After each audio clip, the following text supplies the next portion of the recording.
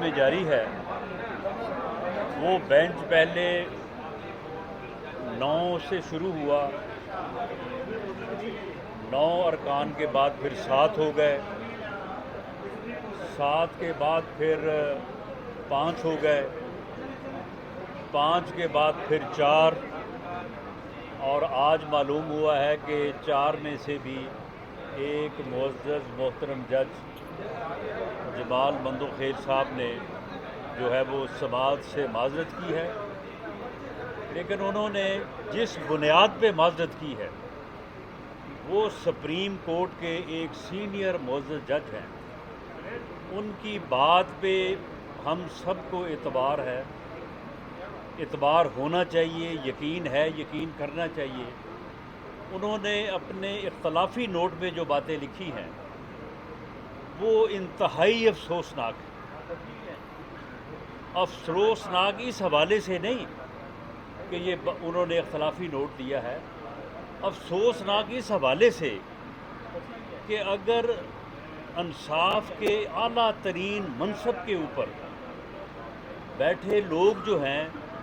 وہ ان رویوں کا اظہار کریں گے، جو رویہ انہوں نے اس میں بیان کیا ہے کہ فیصلہ لکھتے وقت مجھ سے مشاورت نہیں کی گئی،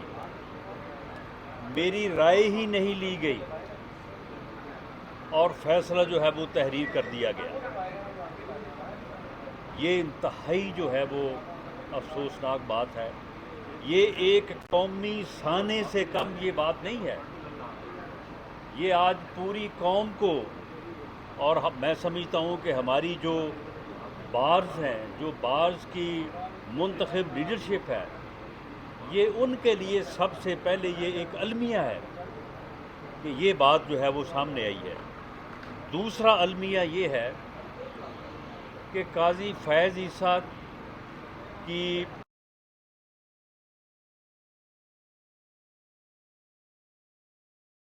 دیا فل بینچ، لارجر بینچ نے، اور انہوں نے 100 موٹو کے متعلق ایک بڑا مفصل فیصلہ دیا۔ وہ ایک عدالت کا فیصلہ ہے، وہ سپریم کورٹ کے ایک معزز جج کا فیصلہ ہے۔ قانون کے ایک ادنا طالب علم کے طور پہ میں نے آج تک یہ بات نہیں سنی کہ سپریم کورٹ کے بینچ کے فیصلے کو سرکلر کے ذریعے سے جو ہے وہ ان افیکٹو کر دیا جائے، یہ بھی آج ہوا ہے۔ اور رجسٹرار ہائی کورٹ نے،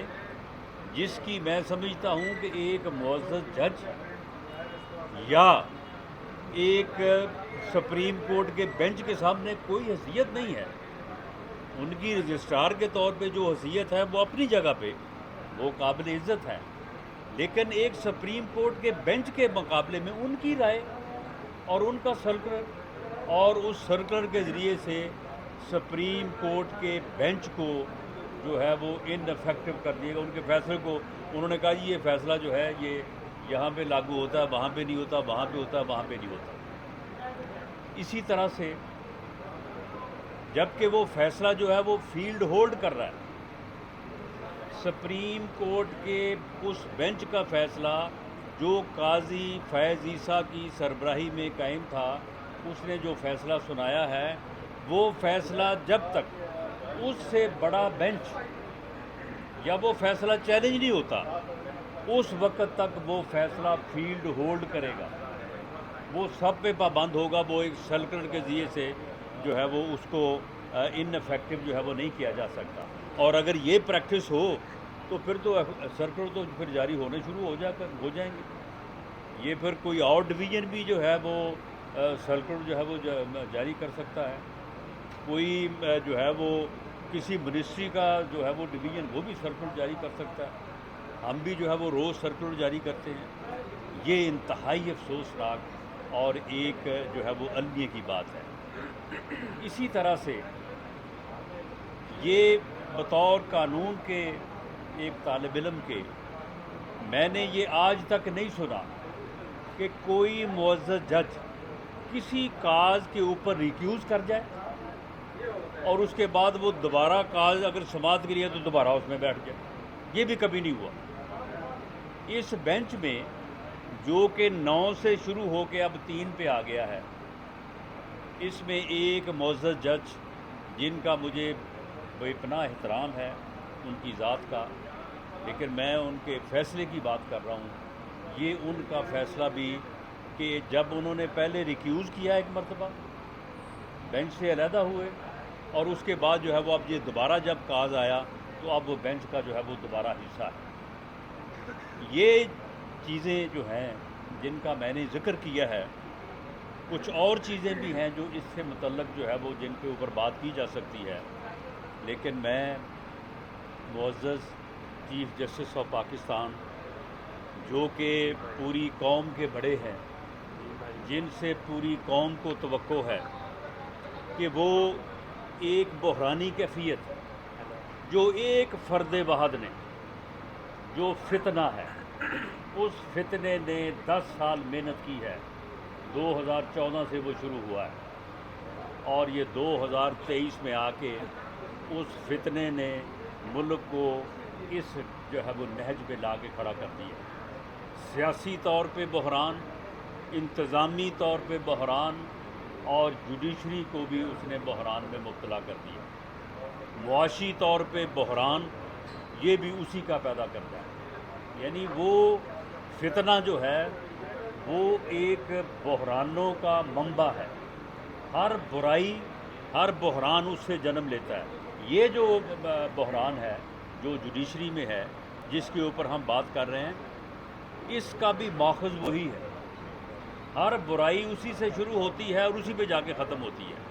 اگر قاضی فیض عیسیٰ کے اوپر جو ہے وہ ریفرنس دائر نہ کیا جاتا اور قاضی فیض عیسیٰ کی فیملی کو انہی کورٹ میں اور انہی سڑکوں پہ اور یہ ایف بی آر کی بلڈنگ میں جو ہے وہ رسوا نہ کیا جاتا، انہیں جو ہے وہ ان بلڈنگوں میں جو ہے وہ رلایا نہ جاتا، تو شاید بلکہ مجھے تو یقین ہے کہ یہ بحرانی کیفیت پیدا نہ ہوتی۔ یہ بحرانی کیفیت بھی اسی فتنے کے جو ہے وہ عمل کا جو ہے وہ نتیجہ ہے،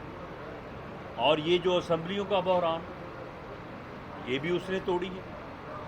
میں چیف جسٹس آف پاکستان سے یہ اپیل کروں گا کہ اب اس بات کا جائزہ لینا ضروری ہو گیا ہے کہ یہ فتنہ جو ہے یہ کس طرح سے اس ملک میں جو ہے انٹروڈیوس ہوا، اور کس طرح سے پچھلے 10 سالوں سے اس ملک کو جو ہے وہ بحران در بحران جو ہے وہ کا شکار کر رہا ہے، اور یہ چاہتا ہے کہ اس ملک میں افراتفری ہو، اس ملک میں انارکی ہو، اور خدا نہ خواستہ ملک کا جو ہے وہ نقصان ہو۔ اس بات کا بھی جائزہ لیں کہ اس نے جو 10 سالوں میں کیا ہے، اس کے تمام اقدامات، اور خاص طور پہ یہ اسمبلیاں توڑنے کا اقدام جو ہے، اس کے پیچھے جو ہے وہ کون ہے۔ یہ اسمبلیاں آئینی طور پہ نہیں توڑی گئیں، یہ اسمبلیاں دونوں جو صوبوں کے وزراء اعلیٰ تھے انہوں نے نہیں توڑی، وہ ببانگ دہل کہتے رہے کہ ہم نہیں توڑنا چاہتے، ایم پی ایز کہتے رہے ہم نہیں توڑنا چاہتے۔ یہ اس فتنے کی دھونس تھی، اس کا تکبر تھا، اس کی ضد تھی، اس کا پروگرام تھا یا اس کا ایجنڈا تھا کہ اس نے جو ہے یہ اسمبلیاں توڑی۔ اس بات کا جائزہ لیا جانا چاہیے۔ جب یہ 9 رکنی بینچ بیٹھا تھا تو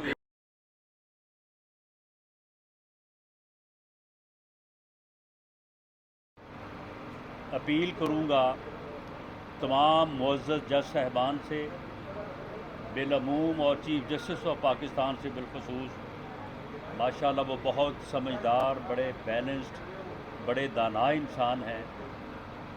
کہ انصاف ہونا نہیں چاہیے، انصاف ہوتا نظر آنا چاہیے۔ یہ آپ ہی کا بنایا ہوا جو ہے یہ قول ہے، ان معزز عدالتوں میں بیٹھے ہوئے بڑوں کا بنایا ہوا قول ہے۔ ایسی صورتحال میں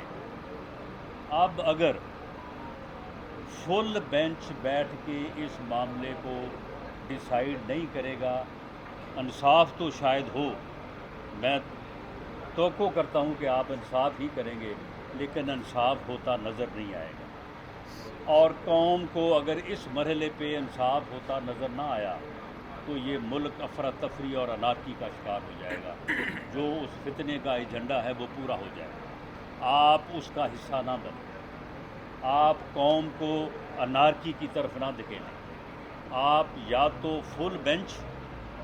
بنائیں اور اس معاملے کو جو ہے وہ اس طرح سے ڈیسائیڈ کریں کہ یہ تمام سٹیک ہولڈرز کو،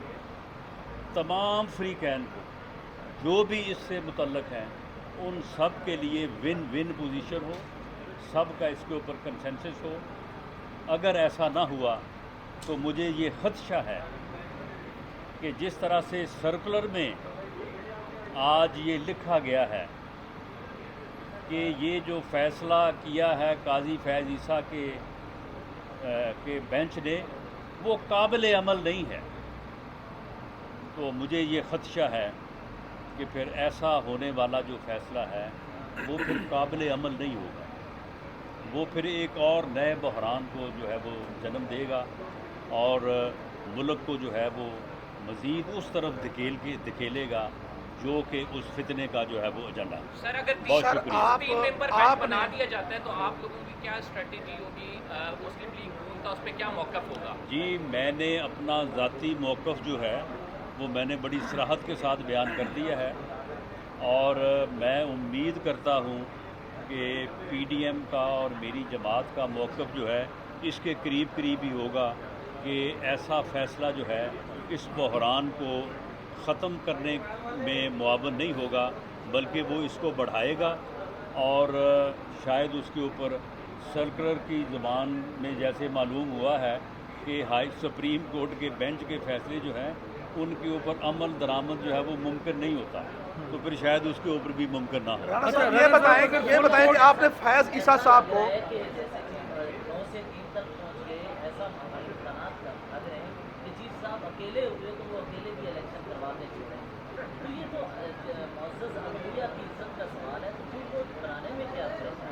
میرا خیال ہے کہ آپ کا یہ سوال جو ہے یہ معزز چیف جسٹس کے مقام، ان کے عہدے اور ان کی جو شخصیت ہے اس سے یہ میل نہیں کھاتا، اس لیے میں اس کا جواب نہیں دوں. سر یہ بتائیں کہ آپ نے ایک دن پہلے گزشتہ روز جو ہے جسٹس فیض عیسیٰ سے متعلق جو اپیلیں تھیں وہ واپس لینی، اس اپیل کو واپس لینے میں حکومت کو 1 سال کیوں لگا اور بالخصوص ایک جب کیس زیر سماعت تھا کیا آپ لوگوں نے اس پر اثر انداز ہونے کی کوشش نہیں کی؟ دیکھیں معاملہ یہ ہے کہ یہ قاضی فیض عیسیٰ کے کیس میں فیصلہ ہو چکا ہوا تھا. ایک کیوریٹو جو ریویو ہے نا یہ کیسے ہی یعنی یہ اس وقت کی حکومت کا ایک یعنی جو ہے وہ عدلیہ کے اوپر اور ایک آزاد منش، ایک انصاف کرنے والے جج کے خلاف جو ہے ایک اگریشن تھا، تو وہ ابھی یہاں پہ اس کی سماعت بھی نہیں شروع ہوئی بلکہ پتہ چلا ہے کہ وہ ابھی رجسٹرڈ بھی نہیں ہوا، ادھر آفس میں ہی پڑا تھا. تو اس سے متعلق جو ہے وہ کیبنٹ نے پرائم منسٹر کو تقریباً 1 مہینہ پہلے اس بارے میں جو ہے وہ اختیار دیا تھا کہ وہ اس کو واپس لے سکتے ہیں. تو انہوں نے اٹارنی جنرل سے، پھر اٹارنی جنرل آپ کو معلوم ہے کہ وہ چینج ہوتے رہے، تو اس وجہ سے یہ ڈیلے ہوا ہے. یہ فیصلہ جو ہے یہ کیبنٹ نے کیا اور یہ کیبنٹ نے جب فیصلہ کیا اس وقت یہ اپیلیں یا یہ درخواستیں جو ہیں وہ زیر سماعت کیا، ابھی ان کا کوئی سبب بھی پیدا نہیں ہوا. اچھا سر، پہلے آپ کہتے تھے عمران خان صاحب جو ہیں وہ اسمبلیاں توڑیں تو ہم الیکشن کروا دیں گے، اب کہہ رہے ہیں کہ اسمبلیاں توڑی ہیں تو بحرانی کیفیت پیدا ہو گئی ہے. دیکھیں اسمبلیاں جو ہیں وہ انہوں نے جس طرح سے توڑی ہیں وہ طریقہ کار جو ہے وہ غلط تھا. انہیں چاہیے تھا کہ اگر وہ الیکشن چاہتے تھے تو وہ یہ آفر لے کے جو ہے وہ گورنمنٹ کے پاس آتے، دوسری سیاسی جماعتوں کے ساتھ بیٹھتے. سیاست میں فیصلے یک طرفہ نہیں ہوتے، گفتگو کے ساتھ اور کنسنسس کے ساتھ ہوتے ہیں. اگر وہ یہ چاہتے تھے تو وہ آتے، آگے بیٹھتے، بیٹھ کے بات کرتے، لیکن وہ تو رہتے ہی کسی اور دنیا میں ہیں. وہ تو کہتے ہیں کہ گفتگو کرنے اور کنسنسس کے اوپر تو ان کا یقین ہی نہیں ہے، اور یہی وجہ ہے کہ انہوں نے اس ملک کو جو ہے وہ بحران سے دوچار کیا ہے. اچھا سر، یہ جو موجودہ بحران نظر آ رہا ہے رانا صاحب ایک یہ بھی لے لیں، جو موجودہ بحران نظر آ رہا ہے آپ کو اس کے کانسیکوینسز کیا نظر آ رہے ہیں؟ جی اس کے کانسیکوینسز تو بہت ڈیمیجنگ ہیں، لیکن اللہ تعالیٰ جو ہے وہ ہمارے اس اعلیٰ ادارے پہ بھی اور اس ملک پہ بھی اپنا رحم و کرم کرے، فضل کرے، اور یہ فتنہ جو ہے یہ پاکستان کی سیاست سے مائنس ہو اور قوم اس کا ادراک کرے، آپ اس کا ادراک کریں، لوگوں کو سمجھائیں اور بالآخر جو ہے ووٹ کی طاقت سے اس فتنے کا جو ہے پاکستان کی سیاست سے مائنس ہونا بڑا ضروری ہے، ورنہ یہ اس نہج پہ لے کے آ گیا ہے کہ یہ اس ملک اور قوم کو کسی حادثے سے دوچار سر کیسے مائنس ہونا